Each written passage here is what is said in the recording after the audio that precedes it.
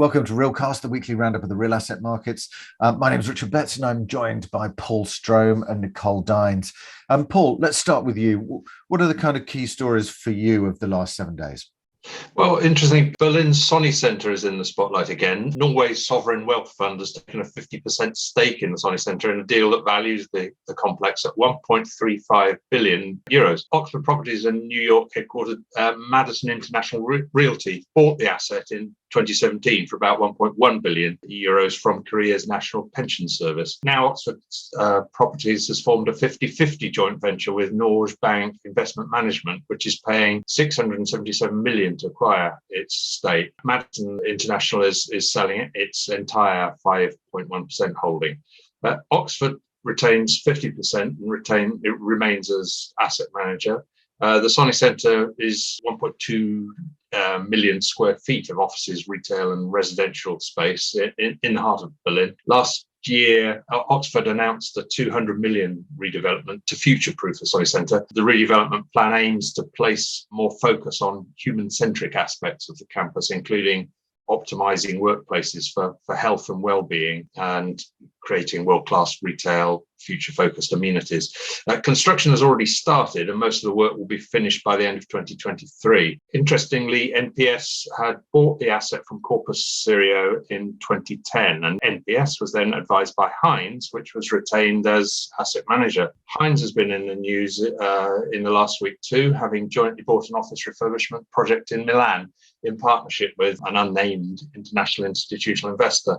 Hines says it'll be investing 200 million euros in the project, which is at 25 Via Tortona. It's got an area of 30,000 square meters. And Hines's role will be as developer and co-investor.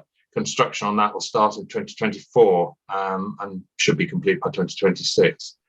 Hines said its main ambition is to create a space that encourages people back to the workplace, and they're going to seek LEED Platinum certification for the building. Lastly, London's Wembley area has been undergoing wide-scale improvement over the last few years, and another bit of the jigsaw fell into place recently when LaSalle Investment Management procured a £187 million senior loan from the alternative asset manager Cheney Capital Management to finance a mixed-use project there. The development is being done by Regal London and has been acquired through a structured transaction by LaSalle's value-add investments business line. Regal London has been retained as a development manager. The site was originally the Euro car parts headquarters, and that's going to be transformed into 759 new homes, 35% of which will be affordable. The development will also include nearly 40,000 square feet of urban logistics and commercial space. And green space. Construction on that will start in 2022 in September and is due to complete in 2025. Interesting to see what's happening there in London. And of course, Nicole, this week as well, we had the Elizabeth line open here in London. Yes, I travelled on the Elizabeth line, which is very shiny, very new and very purple. So as we know, it's the biggest extension of the transport system in London this century. So a very exciting opening. It's been 20 years in the planning and building. It was called Crossrail, of course. Now it's been called Elizabeth Line in homage to Her Majesty the Queen, who actually inaugurated the line. So it's a huge project. I mean, it's £3 billion over budget and 4.5 years late, but it is actually happening. One of the 3 branches is open between Abbey Wood in the southeast, Paddington in the north to the west, but 2 more will open, one in about a year's time and so on. But it's already making a big difference. It is connecting areas of London that before were very much isolated. It is making shorter journey times for commuters, extra capacity. I mean, the trains are 200 meters long and they accommodate around 1,500 commuters. That's twice the number of an average tube train. It's faster, it's more convenient, more accessible as well. It's sort of linking the east and west and linking areas that before were very, outside of the network of the rail system or the underground to the 2 financial centres of the capital, both Canary Wharf and the City of London. So it will make a huge difference. And Sadiq Khan, the mayor, opening the line, said that it will turbocharge, London's recovery from the pandemic. And of course, the cross-sale has been going on, I was saying, for many years. So people who are early to the game have made substantial gains already on property prices, because of course, as soon as the new stations were announced, people invested in this sort of long neglected and at the time very cheap areas, which have gone up in price substantially. For example, the biggest increase has been in Abbey Wood, which it's seen the strongest price rise in the whole of London, 107% in the last decade since it was announced as one of the key stations. And other places like Hanwell and Manor Park have seen huge price increases. So it's had an impact on residential, which we've already seen, but it'd be interesting to see what impact it has on the office market as well. Staying in the UK, PGIM Real Estate announced it's entered into a joint venture with Madison Cairn to target the UK hotel sector, saying it is entering post-pandemic recovery phase. And interestingly, they are targeting they're not looking at so much at international tourists, but they're focusing on domestic tourists and the so-called staycation destinations.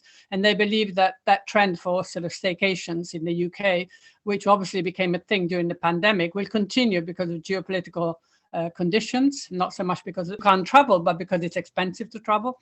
People have rediscovered the beauties of their own country. So for their first investment has already been in a hotel in Brighton, which they see as one of the bright spots for tourism in the UK. And they say they're going to have a fast and significant expansion already planned. They've already got some deals in their sites. So that's a positive for the UK. And on one of my favorite subjects, which is sustainability, there are always very good news every week, it seems. And this week, Aviva Investor has announced it surpassed its commitment to originate £1 billion in sustainable transition real estate debt by 2025. It only announced this target 18 months ago, and it seemed they themselves said it was a very ambitious target. Well, they've reached it in 18 months, 3 years ahead of schedule. The 1 billion target was one of the 5 goals they outlined in the company's net zero pathway of its real asset business. Aviva said that they thought it was a very challenging target to reach, but they found the engagement from borrowers has been astounding, they said. So a very positive story there. And another news is Skanska has been recognized as an international leader in sustainability. The company was included in the Europe Climate Leaders 2022 list, recognized that it reduces carbon footprint by 46%, and it aims to reduce its direct and indirect carbon emissions by 70%. By 2030 and reach net zero across the whole value chain by 2045. And all office buildings they build are designed and built following ESG principles. So 2 companies showing it can be done, and it can be done a lot faster than they themselves planned. Yeah, and we obviously covered sustainability this week with the launch of Impact Magazine, as well as, of course, our regular Real Asset Insight magazine. And we'll pick up some of the stories next week in Realcast. And Hines also back in the news with the annual ULI Hines student competition. And congratulations to the 4 students from ESSEC Business School who won that competition this year, and a very big focus on sustainability there. I was also interested to see retail coming back in a couple of small stories. We had Amazon, of course, on the 25th of May, opening their first physical clothing store. That was in Los Angeles. But interesting also to see H&M opening a 17,000 square foot shop in Glasgow. So just interesting to see some of the physical stores beginning to come back a little bit. Thanks very much, Paul. Thank you, Nicole. Thank you for watching, and look forward to seeing you next week for our regular roundup of the real asset markets.